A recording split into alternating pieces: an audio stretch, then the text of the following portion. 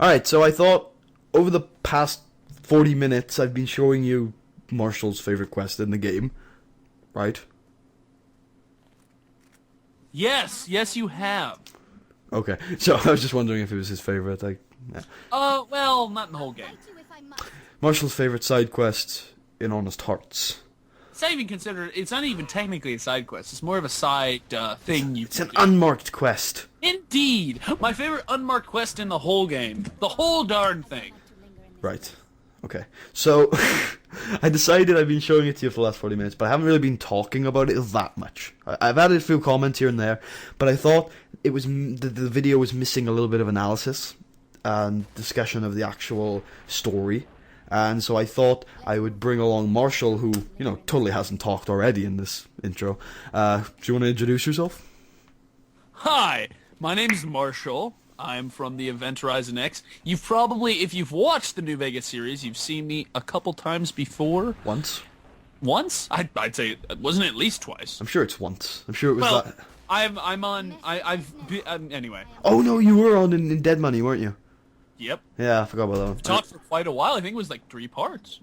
I thought you were on for 2 no, I don't remember. Anyway, But it was 3 like mini parts, wasn't it? If you guys have been faithful to the mothership, you know who I am. And if not, hi.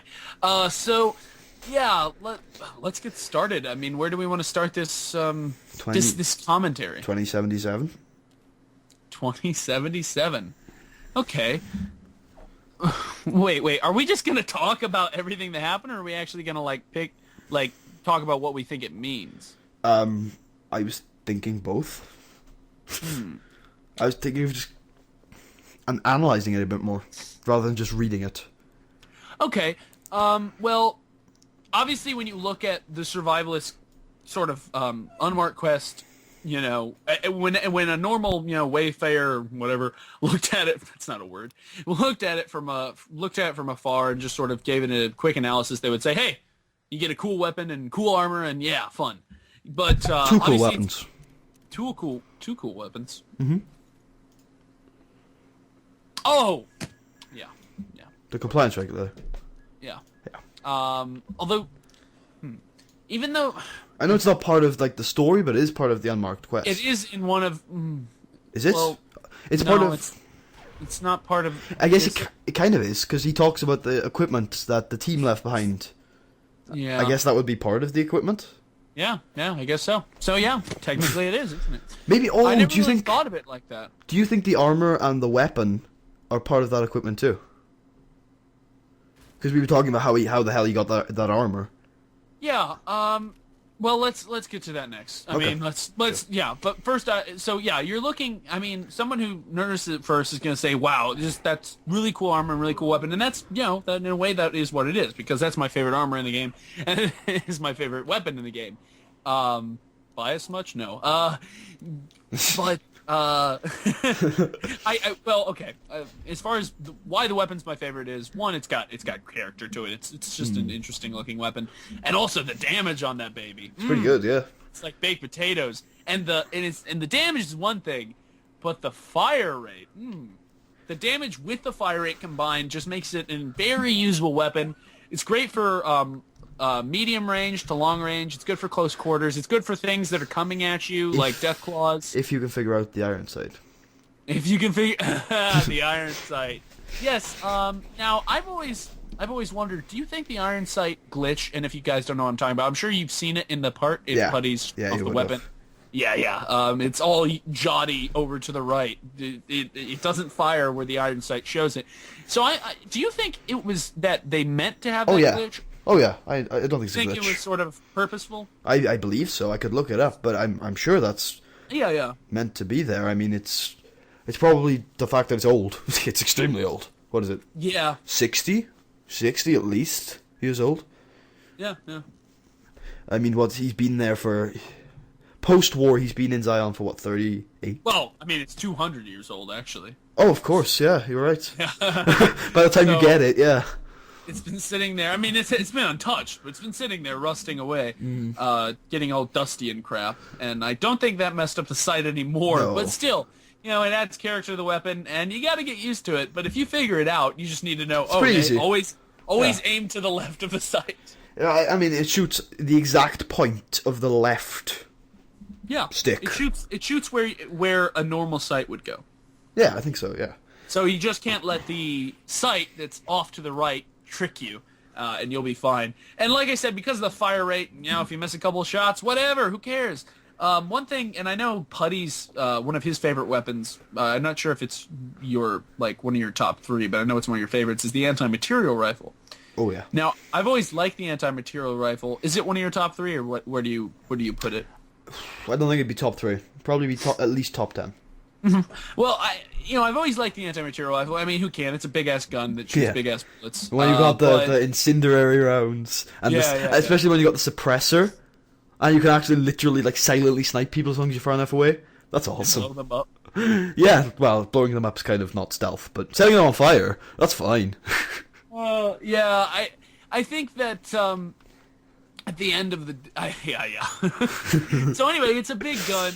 And who can't like it? My only ever problem I've had with it is the fire rate on it, and the reload is just abysmal for me, and I can't take that. So the Survivalist rifle, for me, is sort of like almost if you took the anti-material rifle and sort of spread its damage out over more fire rate. So the DPS is basically, to simplify things, do you think the DPS is about the same?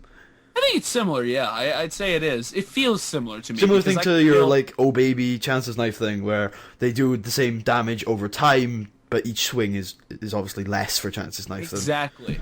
And I think in a way that makes it a better weapon, because if takes you 3 seconds to, pull back and hit, in that 3 seconds you could get shot hell up, I'm sure there's something about DPS being better against armored targets. If you just keep stabbing and stabbing, they don't have a chance to fight.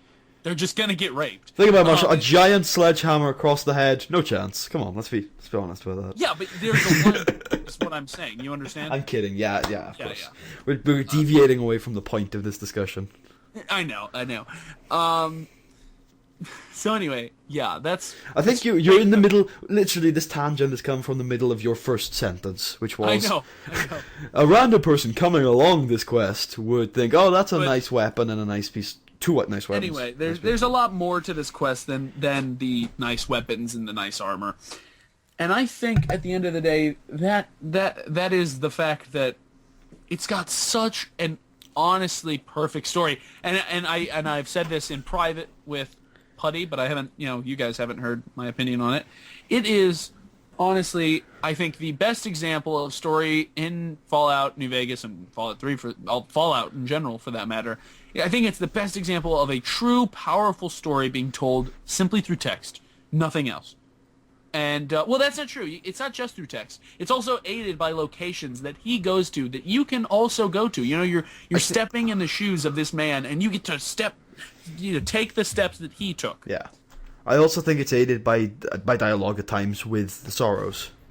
Indeed. So yes, to say it's just text would be false, but the text is obviously the main string of it, and it's where you get all the information. You get a little information from the Sorrows, and you get a little bit of context from the locations, but the text is really just beautiful writing, and just... Just as a little tidbit, the journal entries were written by John Gonzalez. There you go, John Gonzalez, who was the lead creative designer of Obsidian Entertainment. There you go. And he did an excellent job. If you're listening, John, good job. So we'll put in the title, "Come Here, John." Come here, John. So we're gonna get a lot of weird Johns. Like what? So if you're not John Gonzalez, you can click off the video now. John R. Gonzalez. John what? R. Gonzalez. John R. Gonzalez. So. Yeah, beautiful story, and like I said, you get to step into this guy's shoes and walk the light from. You get to see the apocalypse beginning in his eyes until his death. One of the best. Survival.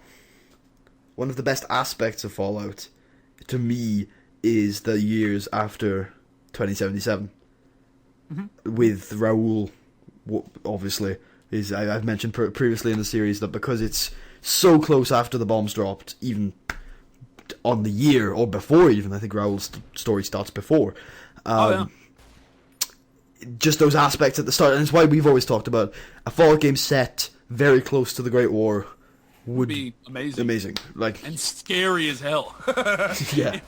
It'd be very well because like, you know, I it's nice to see civilization, and we're at a point where we can see civilization starting to rebuild, but a game that close would actually still see civilization, but we would see it crumbling, and then I always go back to Children of the Dust.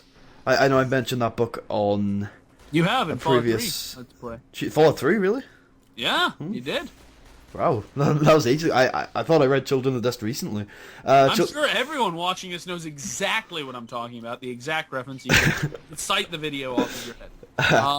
But yeah, but earlier in this LP, when I was in the sewers, I talked about Children of the Dust, and that first couple of chapters where the girl comes home from school and she's there with her sister and her younger brother, you know, putting tape on the windows, listening to the radio until that, putting shit everywhere.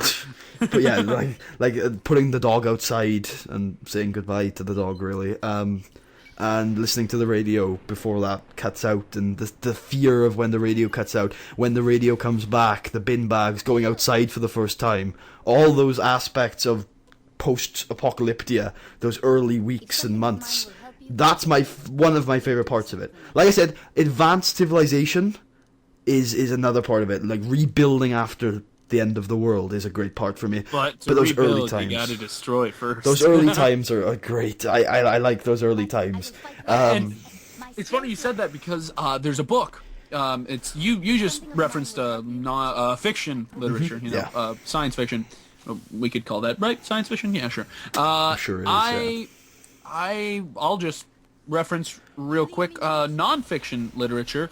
It's called the book is just called Hiroshima, and it's about, I can't think of the author's name right now. It's about Hiroshima, but it's a nice little it is, and it's a nice little book. It's not too long, so if you guys wanted to read it, it would literally take you probably you could do it in a day easily. So it basically just starts off with what was happening in Hiroshima the day of the bomb. And you got these people's lives the day the bomb dropped. In case you don't, have a good World War II history lesson, that's how we won the Pacific Front. But Marshall's dancing around the issue with those words. Can I just point out that the Americans dropped an atomic bomb on a Japanese city, just to put the actual fact out there? I'm sure everyone knows. Yeah, but you were killed over. You said, "Oh, if you don't have a good historical base," and then kind of danced around the actual fact. I didn't dance around. Everyone knows. Anyway, that's not the point. But no, we dropped 2 bombs: Little Boy and Fat Man, and which is Fallout funny. references them too. Yep. Well, more like Fallout has World War II references. There you go. So I think so in this you get to see what happens right before the bombs go off. One woman is watching someone reconstruct their house, or actually deconstruct it, and another man is loading up his cart, getting ready to leave the city, and there's all these simultaneous lives going on, and then you see what happens. The moments, the days after the explosion, you see what happens, and then you also see what happens to these people years after, what has happened to their lives. It's a good book, but yeah, with this guy, with the Survivalist, you get to see what happens right after all this crap. You get to see the explosion from his point of view. He's driving down the road, and he ends up he's driving near to an elder couple, and he ends up putting them out of their misery. That's powerful right there. And then he goes to Zion, and it's amazing that even an untouched place like Zion, he has to stay in the caves to stay alive because of how high the radiation is right after. Yeah, I noticed that. I was reading the diaries, and it surprised me that he wouldn't have survived, because what was it, 10 feet? He used his Geiger counter to decide the 10 feet outside the cave he was staying in, that would have been lethal. So that was good. Also, can I point out, related to this fact, it's the first time, I think, in the series of Fallout, we've actually heard Fallout being talked about. Yeah, it's funny. They rarely do. For those of you who don't know, the term fallout is not about like some magical radioactive principle. I mean, it is a radioactive principle. It's the principle of debris, ash, and rain that is carrying particles that have absorbed radiation falling from the sky. Usually rain, actually, after a nuclear blast, that fall down from the sky, and if you get it on you, you can much more easily get radiation poisoning than if you were just near the blast and had no fallout on you. So, if you're ever near a nuclear blast, which is not necessarily a non-possibility in the dangerous world we live in, make sure you get underground even after the blast has gone off. You're like, oh, well, the blast is gone and I'm fine. Let's stay out and play. Get underground or into a building quickly because seal the exits. Yeah, the fallout will start coming, and you're going to need to get out of that if you want to keep your hair. Who knows, though? We could all be ghouls and live forever. Not sure if I want to be a ghoul. Maybe that's a topic for another day. Yeah, Fallout lore we should talk about another day. Do you know how ghouls were made? Aside from just radiation? Is that just shoot them? Well, I know for a fact that it has to be. I think out of all the references I've read, doing it slowly over a long period of time doesn't work, obviously, because that'll just get them resistant to them or kill them. Doing it very quick, giving them a lot of radiation for a long period of time will kill them. Does Raoul ever mention it? No, I think the one reference where I get an idea of what we'll actually do is there's a woman in a shack who tries to get irradiated in Fallout New Vegas. I forget the name of the shack, and she hates her life, so she wants to get irradiated, and she ends up dying because of it. She thought she was going to turn into a ghoul, and I think the key way to turn into a ghoul is to get irradiated with a high amount, but for a very short period of time. Because then the rads are absorbed into your body, they're not continually being absorbed to where they'll kill you before you can turn into a ghoul, and the process will start. Do you know what I mean? Yeah, I know what you mean. I think we should talk about this another day. Yeah. In fact, you might want to cut that out. Maybe I should. Ghouls are an interesting topic. I don't think ghouls have been focused on enough. No. Just their history. No. And I've always wanted a ghoul player character. Yeah. Because think about looking through the world Francisco was a ghoul. Eyes. Enough of that. Anyway, it's true though. She was. It's true. Did you ever? I feel like you showed her face though. I did, and it was a ghoul. No, it wasn't. Yeah. Oh, because you wore the. I wore the ghoul mask the entire time. You sly little bitch. So anyway, I want to play her character that the game says is a ghoul. Yeah. And that way you get to see the world through a ghoul's eyes and interact with it. But that's enough about ghouls. Let's finish off this talk about the Survivalist. This can go on for longer if you wanted to. I can make this. I think I'm going to make this a separate video. Just like Survivalist talk. Maybe it's episode bloody 85. So you go, hey, you know what would be an awesome background to this topic? You going Gameplay? through all the rest of the caves. He wants me to go through all the caves. Maybe. Haha! Anyway, we're going to make it a separate video, you might as well. Yeah. So, I think that this would be your only post-com in the Let's Play. I post-com the guide at some point. Yeah, I didn't. I live-com the Escape the Vault. I was going to post-com the Escape the Vault. But you didn't. No. I was going to post-com the going through all the caves. Well, you are now. Well, at least most of them, the boring ones. So, yeah, I think through this you get to see the world after, you get to see Zion Park after, and you get to see not only that, but there's an interesting reference back to the main game with Vault 22. You see that Vault 22, because in the main game, when you get to Vault 22, you think, well, it's just Vault 22, and then Vault here's 22 where had an awesome story to begin with. Yeah. But you think, okay, the problem is localized here. Here it is. We're done with it. You know? Yeah. And then even in the main, like the first time I did that quest, I just handed the data to Hildern because I'm like, whatever. I mean, they'll do fine with it. It's not like it's gonna kill anyone. It's not like it's that potent.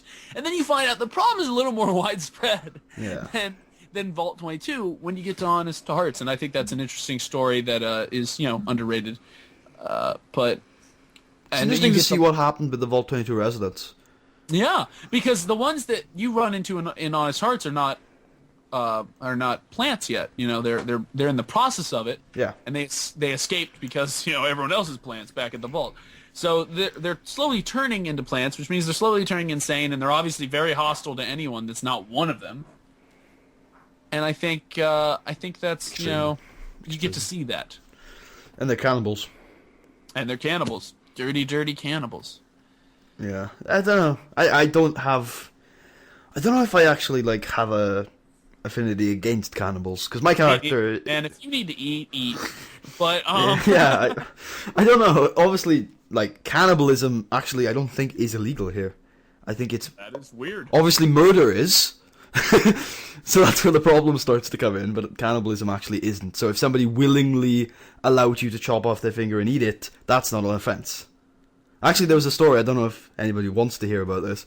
There was What if you ate a person who died of natural causes? That's got to be an offense.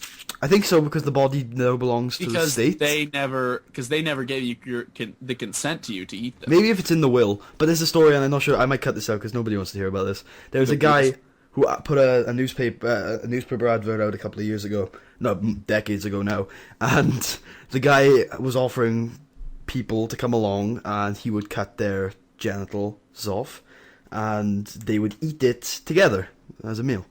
And so one guy actually did this. He cut his genitals off, ate them as a meal, and then liked the taste, so ended up murdering the guy and went to prison. Wow. Kept him in his fridge for 4 years. Took bits off of him when he wanted a meal. There is a...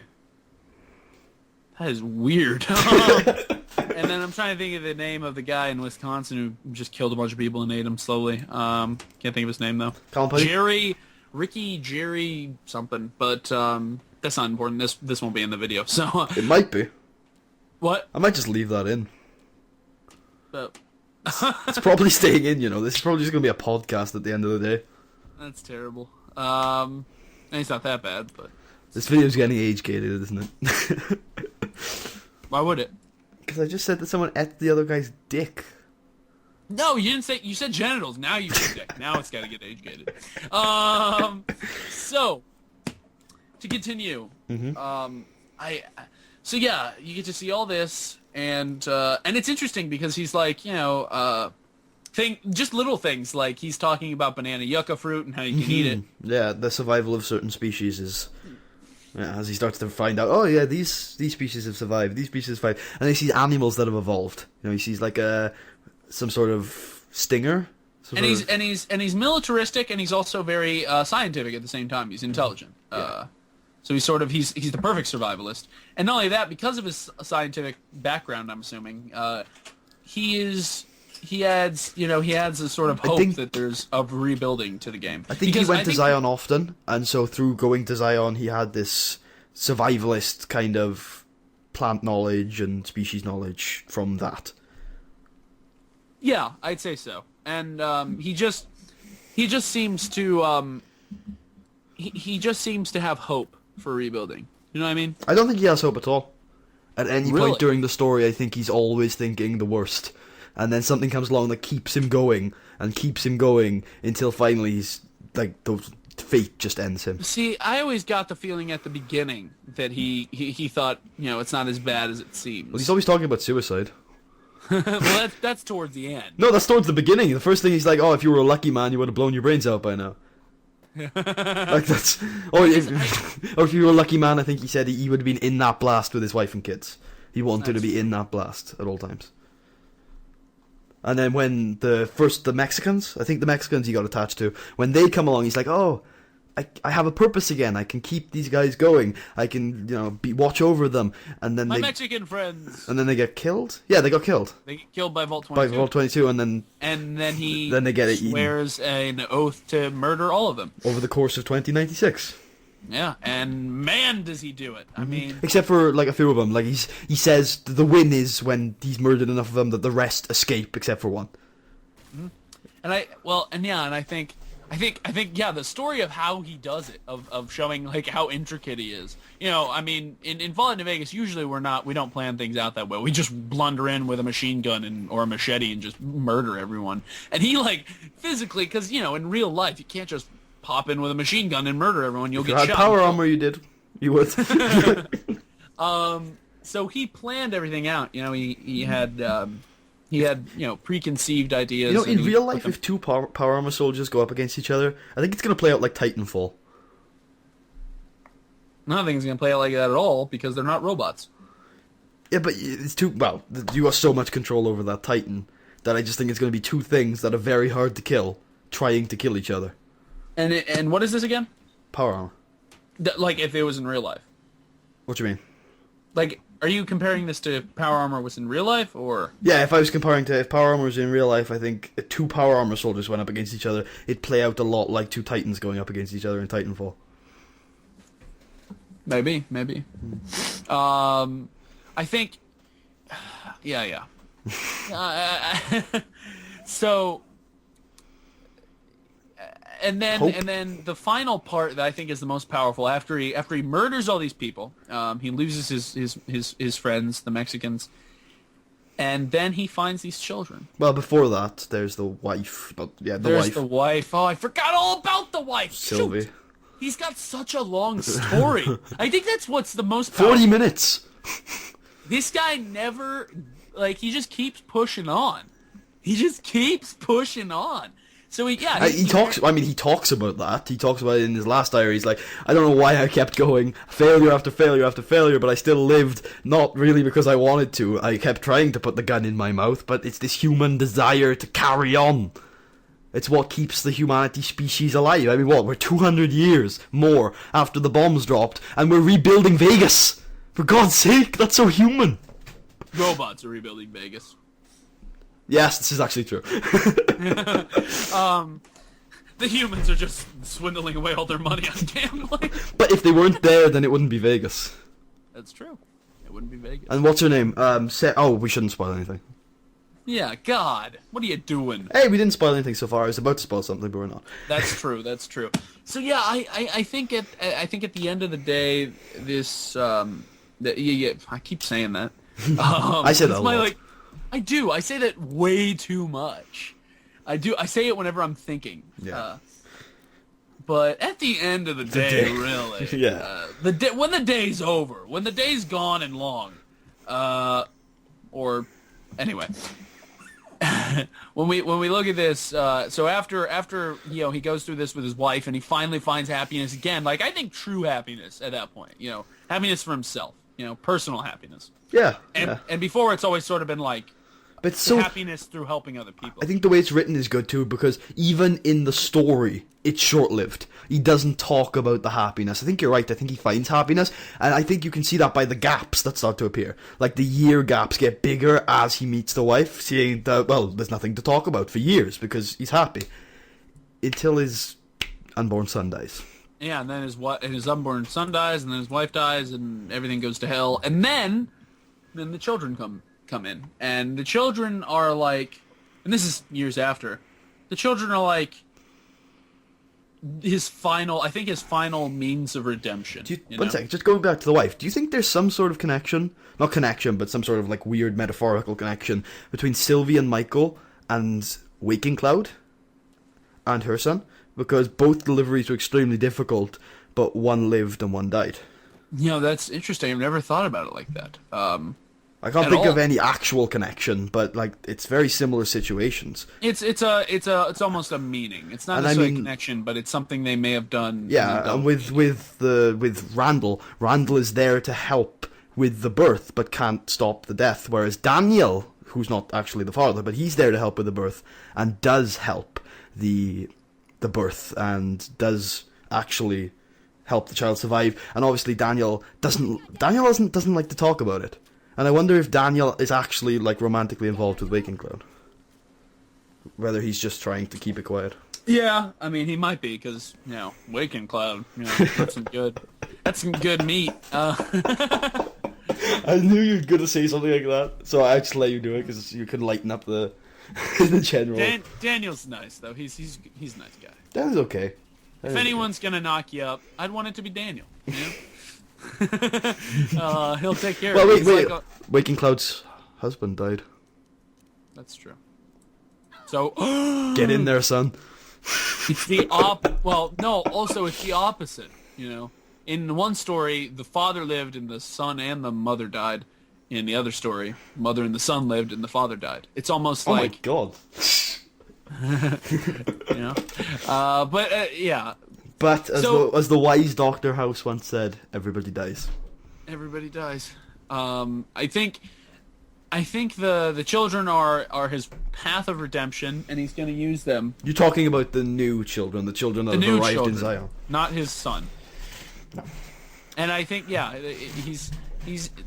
going to be the final people he can protect. And he saw with the Mexicans that actually being standing back and letting them do what they want to do, and then only helping them when they're in need, didn't really work. So with this one, he's actively in their lives. He's always there telling them how to act, showing them how to survive because they can't because they're children. They're children, and he leaves things for them, gives them food, gives them knowledge. And he intentionally creates a deity. You can always see that. That's one of my favorite things is I've always had this deity theory that I could create a deity if you give me uneducated people. Oh, well, yeah. A lot of things.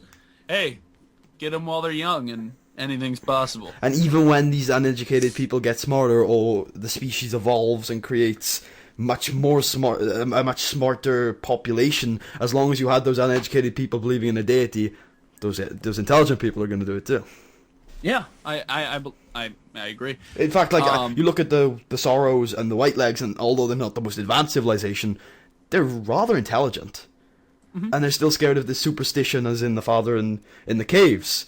Which, by the way, the father in the caves, another bit of tidbit from the Fallout Wiki, is based on the old man in the cave, which is an episode of the Twilight Zone. I did not know that. Where an old man in the cave helps a small community survive by giving specific instructions to a representative. That's a weird Twilight Zone episode. So yeah, I think at the end of the I was about to say it. I think at the end of the episode, what we have to look at is this quest's, awesome story. Its epic background. It starts with, the war, loss. Throughout it's loss, and his own personal triumphs. It's complete loss. I think Triumph is a good show, but as he says at the end, most of it is failure after failure after failure, and it's one last triumph. And it is a triumph because we're 200 years later, 100 years later, and the Sorrows live and they're prosperous-ish. Right? Yeah, they are, and they're peaceful. They're still in Zion. Yeah, so I think that I think because of this story, it's all poured out into the unique weapon, and the unique armor. And when you're carrying those around the Mojave, you're thinking about it, Doesn't half of you want to give those armors and weapons to the Sorrows because you wanted them to have them? Pardon me, but the other part wants the weapon. A really nice weapon in armor. I'll give him a regular service rifle. Service rifle! That's the name of the ununique version, thank you. Oh, okay, yeah. But yeah, service rifle. I called it the NCR thingy in the episode. The NCR thingy. Oh, NCR thingy. I think I called it a combat carbine. No, a assault carbine, which I know is a fully automatic 5mm. I mean, its actual real life variant is the M16. Yeah, obviously. Or the M. I was thinking either M16 or M4, but obviously this one is the M16. Yeah. Yeah. Vietnam variant. The M16 from the 60s, 70s, which was big. I mean, it didn't get smaller, but it was just anyway. I like that's sort of why this unmarked quest is my favorite, and I hope you guys think it's one of your favorites too, or possibly your favorite. Where do you think you put it on your list of quests? Overall quests. Just anything. Stories in general, in Fallout or in video games. In Fallout, it's up there. It'd probably come 5th in a top 5.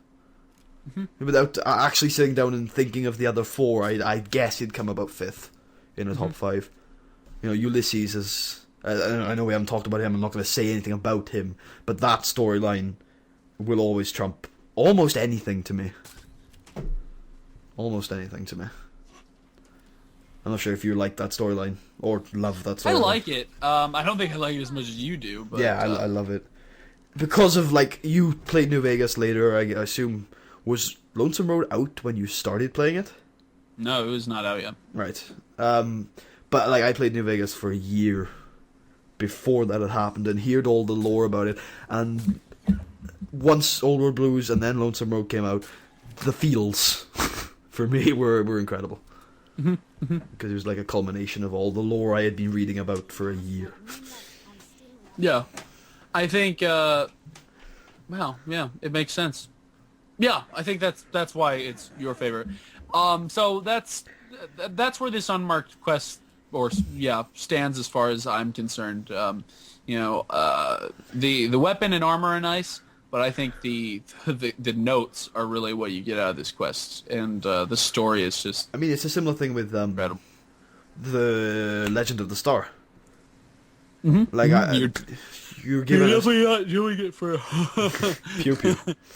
Yeah. Well, you might do it for Pew Pew. But, Pew Pew's alright, You're definitely not doing it for the reward that they intended. Yeah, definitely. But I liked the story, and like I think I remember I was doing it in the LP. I listened to the story. The story was awesome, and then the dialogue option was like, "What? That's it?" And that was the only option I could pick. It's like my character did not appreciate the story at all. I was like, "No, the story was awesome." Yeah, it's too bad. It is a good story, isn't it? Yeah. That story was so good. Plus, the way he tells it is so like. You just want to sit around a campfire. Festus is creepy. I wouldn't want to hug Festus. I love his name, Festus. So I think we're done. Pretty much. Do you want to talk about... Oh, do you want to talk about the Ghost of She connection? Do you want to talk about what the hell the Ghost of She actually is?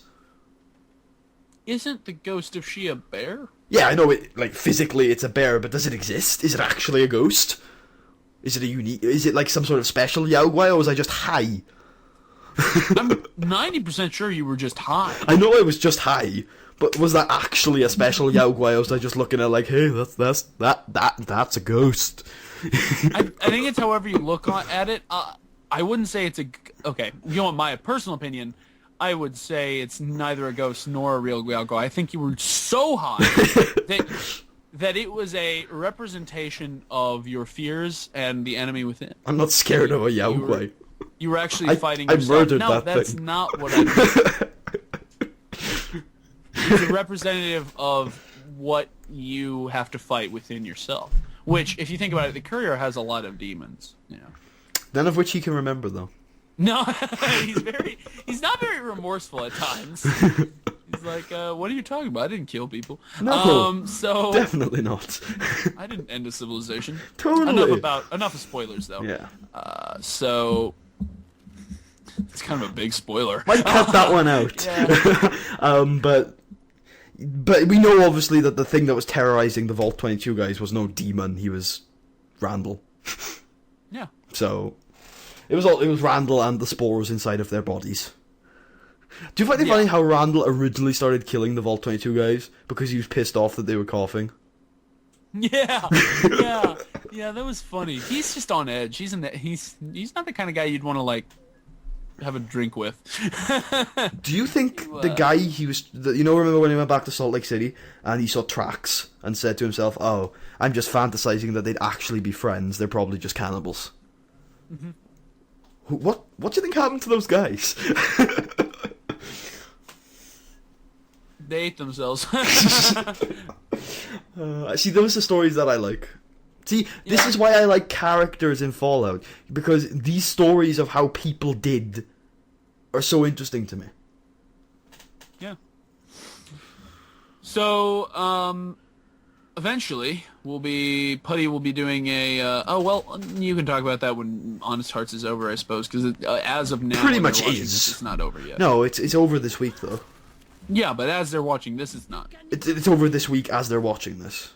Wow, that's intense. Because there's 2 parts So- left after this ish. I would say, Putty, you'll be eventually doing an Honest Hearts review. I believe so. I believe so. Yeah. That should go well.